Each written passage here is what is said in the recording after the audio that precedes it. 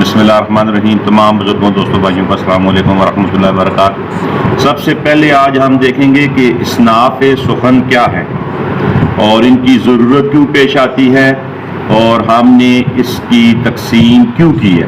تو شاعری کو مختلف اصناف میں تقسیم کرنے کی ضرورت اس لیے پیش آئی تاکہ ہم جان سکیں کہ مختلف شاعری کے جو کلام ہیں، مثلاً حمد ہے، نعت ہے، غزل ہے، مرثیہ ہے، قصیدہ ہے، ان کے درمیان ہم تقابلہ کیسے کریں گے، یعنی ان کو کیسے پہچانیں گے، ان کو کیسے جانچیں گے اور ان کو کیسے پرکھیں گے۔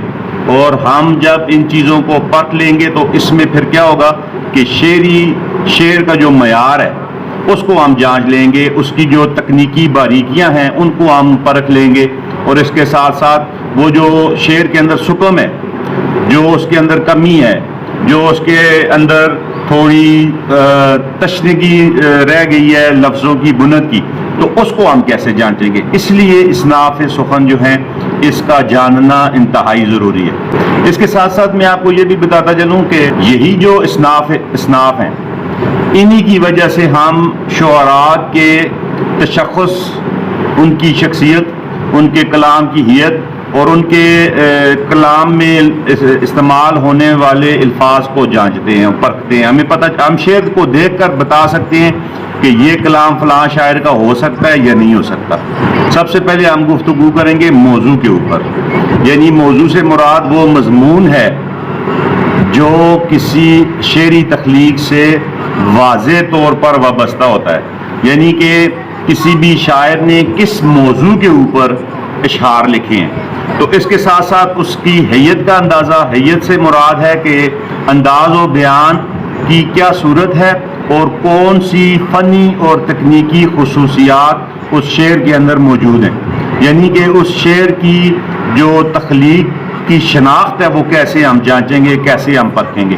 مثلا موضوع سے مراد ایسی اصناف جو اپنے موضوع کے انفرادیت کی وجہ سے جانچی یا پرکھی جائیں۔ مثلا حمد ہے تو ہم اس کے شعر پڑھ کے بتا سکتے ہیں کہ یہ حمد ہے، نعت ہے تو ہم بتائیں گے کہ یہ اشعار جو ہیں یہ نعت کے اوپر ہے۔ اسی طریقے کے ساتھ غزل ہے، سلام ہے، منقبت ہے، مرثیہ ہے، قصیدہ ہے، نوحہ ہے، مختلف جتنی بھی اصناف ہیں ان کو ہم ان کے شعروں کو دیکھ کر کے ہم بتا سکیں گے کہ یہ فلاں موضوع کے اوپر شعر جو ہے وہ لکھا گیا ہے۔ اسی طریقے کے ساتھ حیت کی بات کی جائے تو ہم ان کی اشکال کو، شکلوں کو دیکھ کر بتا دیں گے کہ یہ فلاں موضوع کے اوپر ہے۔ مثلا رباعی ہے، مسدس ہے، مخمس ہے، کیا ہے یہ، تو اس کی حیت بھی ہمیں بتا دے گی اور اس کا موضوع بھی ہمیں بتا دے گا۔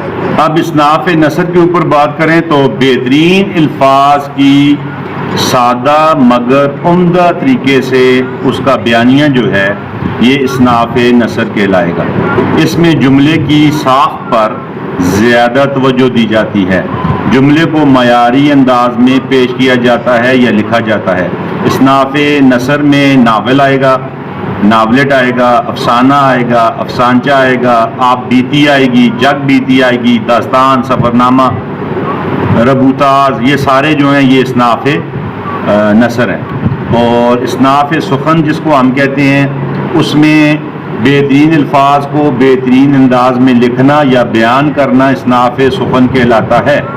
اس میں جملے کی ساخت پر توجہ نہیں دی جاتی، اس میں گرامر پر بھی کوئی خاص توجہ نہیں دی جاتی۔ اس میں جملے کا انداز اتنا دلکش رکھا جاتا ہے کہ وہ فوراً دل میں گھر کر جائے، فوراً آپ کے ذہن کے اوپر اپنے اثرات مرتب کرے۔ اس میں الفاظ کی ترتیب کا خیال نہیں رکھا جاتا۔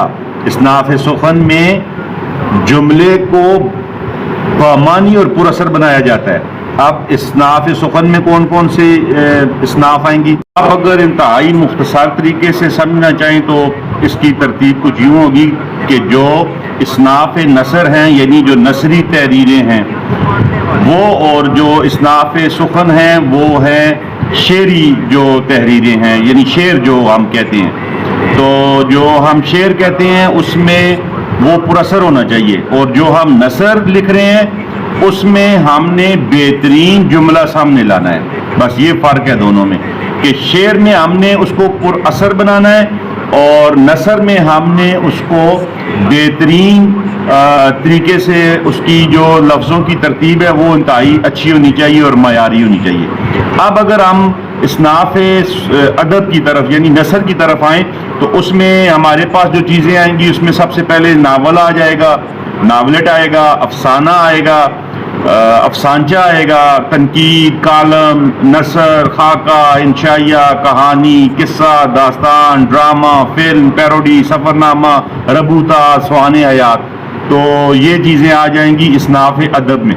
اور جو اصناف سخن جس کو ہم کہتے ہیں یعنی شاعری میں جو ہم نے جو اس کی تقسیم کی ہوئی ہے اس میں نظم آئے گی، نثری نظم آئے گی، نظم محرہ آئے گی، آزاد نظم آئے گی، غزل آئے گا، گیت آئے گی، شعر، اس کے ساتھ ساتھ سیرہ، مسدس، محمس اور قصیدہ، مرثیہ اور اس طرح کی دیگر جو اصناف ہیں وہ آئیں گی۔